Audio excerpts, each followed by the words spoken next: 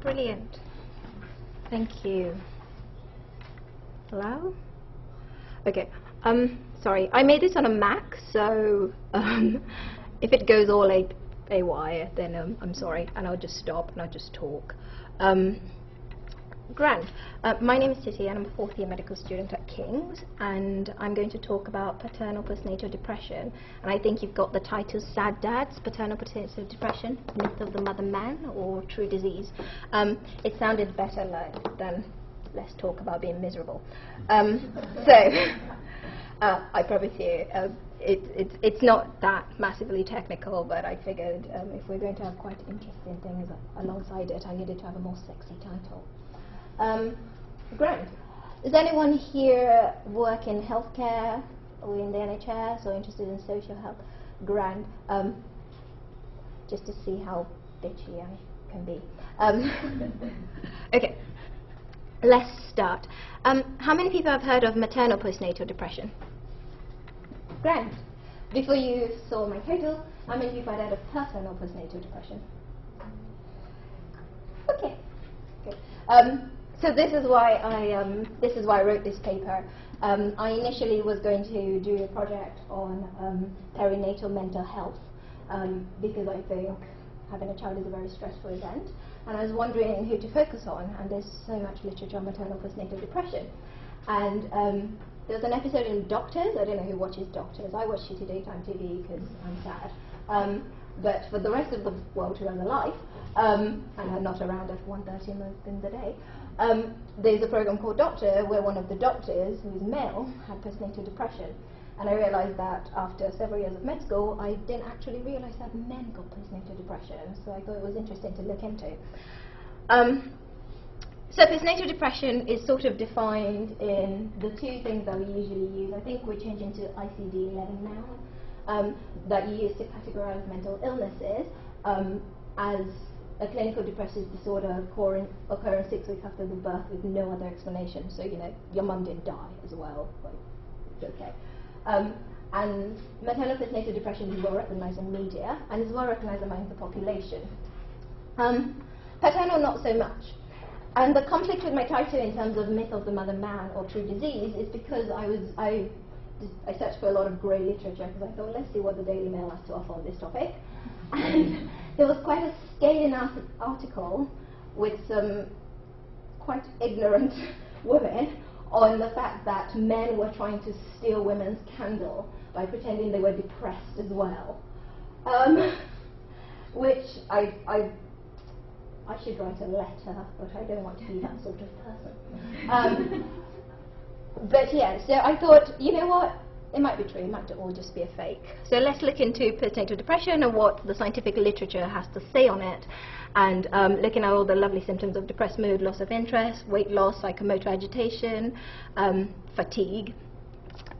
Classic, if you've ever seen a depressive person. Just classic symptoms. So I wanted to review the available literature on paternal postnatal depression and provide recommendations for clinical management and further research. I wanted to summarize the research position, what are the risk factors, so sort of following a policy management strategy of this is a problem, why is it a problem, what causes the problem, how can we solve the problem, is this something we can do about, because in medicine there's no point sort of finding out what a problem is or what causes the problem if you can't really do much about it. But if you can sort of influence it and screen for it, or you can treat for it, or you can give people more knowledge, then that might make a difference. So research on postnatal depression is scarce. Why is this? Why was there so little on it? Is it the fact that men don't get depressed? They do. Or is it a situation, for example, like in 60s, 70s America, where it was, oh, black people don't get depressed. They're just happy people. And it turned out they do get depressed, they just show their symptoms in a different way. But so I was looking at research for people who recognize that men do get depressed. And there was a problem with paternal postnatal depression research. Men don't tend to like studies as much as women. They don't tend to stay and have a moan about things as much. They drop out a lot. They don't tend to seek help. which is a common thing, although the whole stereotype of like he's got man flu and he's only really got a cold and you know he's turned off to the doctor. In clinical experience that's not really true. Like the men tend to be the ones who come in with like some massive cancer and they're like, yeah, I just didn't want to bother you, I'll deal with it myself. So they're less help-seeking, and if someone isn't help-seeking, we're like, oh, they're not ill, but they are ill, they're just not coming to you. And societal gender roles. So we have quite strict societal gender norms, which is, you know, you're a man, you deal with things yourself, keep things in, and you rise up to the occasion, and you haven't given birth, you know, you don't have to push 3 kilos of baby down a very narrow tube. What have you got to be miserable about? So that constricts whether or not men can come and say, actually, this whole screaming thing you've put in the house with me, I'm not enjoying it. So, impact on postnatal depression. Let me see if this works. Okay, grand. Oh, I do have internet. Okay, so is there volume? Yeah. Oh, I'm sorry. From ABC News headquarters, this is ABC World News with Diane Sawyer. New fathers crying out for help. Surprising findings about who has postpartum depression too. Coming up, new findings. So many men struggling with postpartum depression.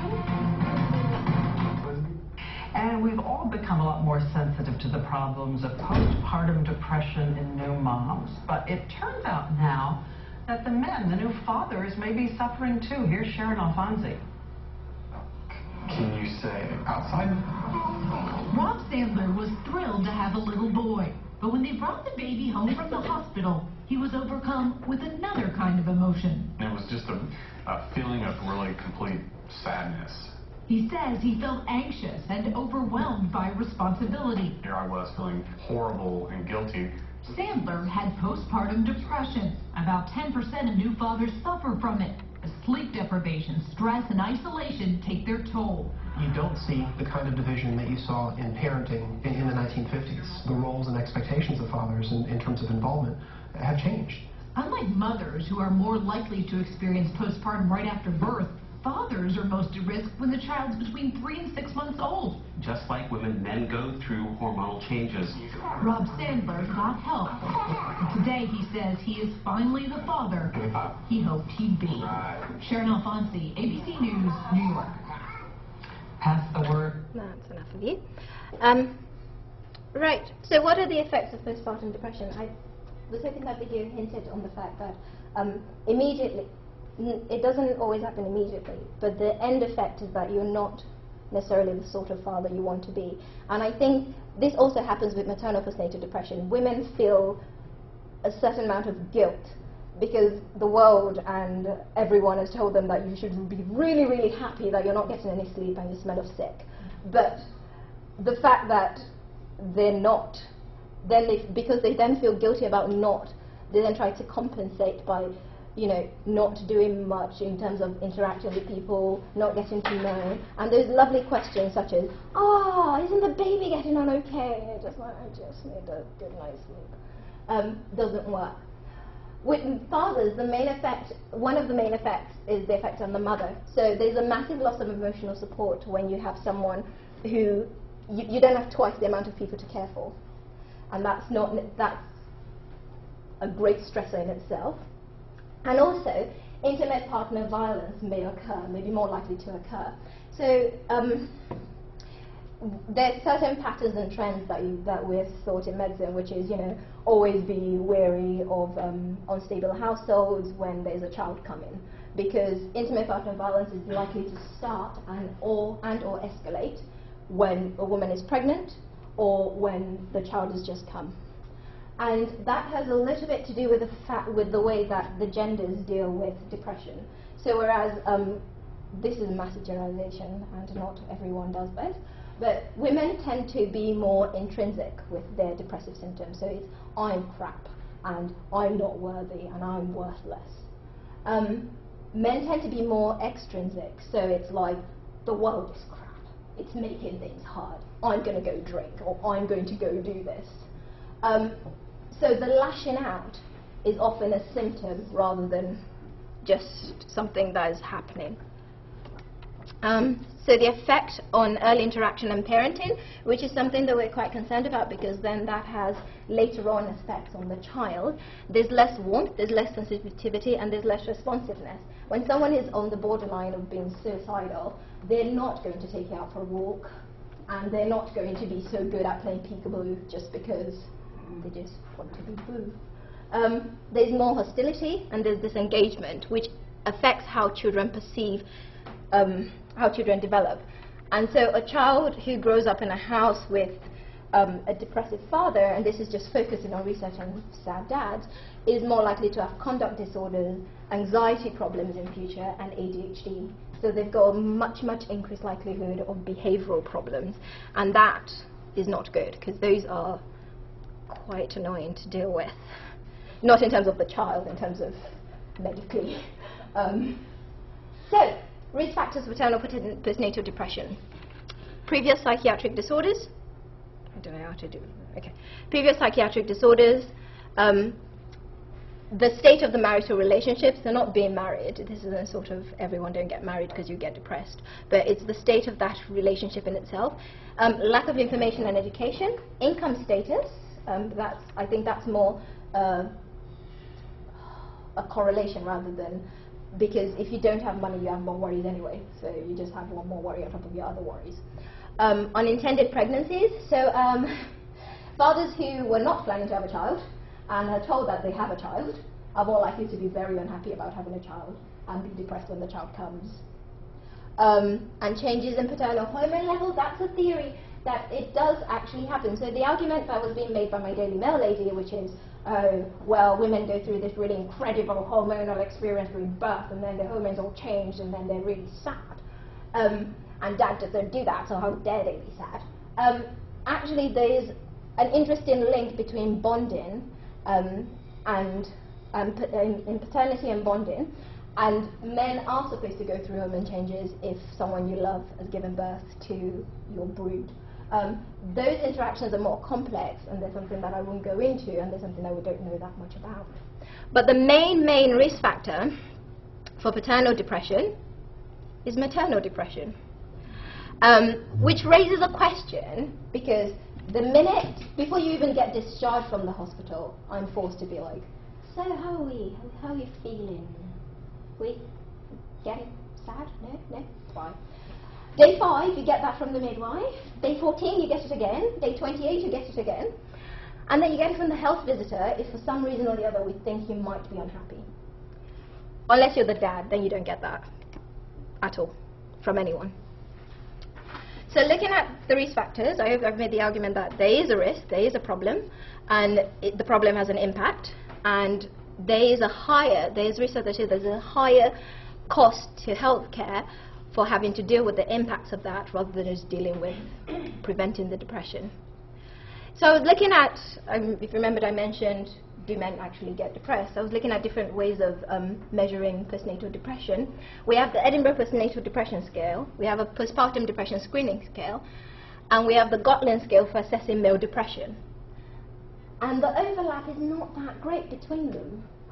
And I think that just emphasizes the fact that these quite specific depression scales for mothers having postnatal depression, the symptoms are just not as common in men. So we're looking for a different set of symptoms, so half the time we're not picking them up even when we do suspect them. So we should be using a different tool. And I found the Gotland scale was the most specific and sensitive for paternal postnatal depression. So the recommendation would be to try that. Treatment, the same drugs work.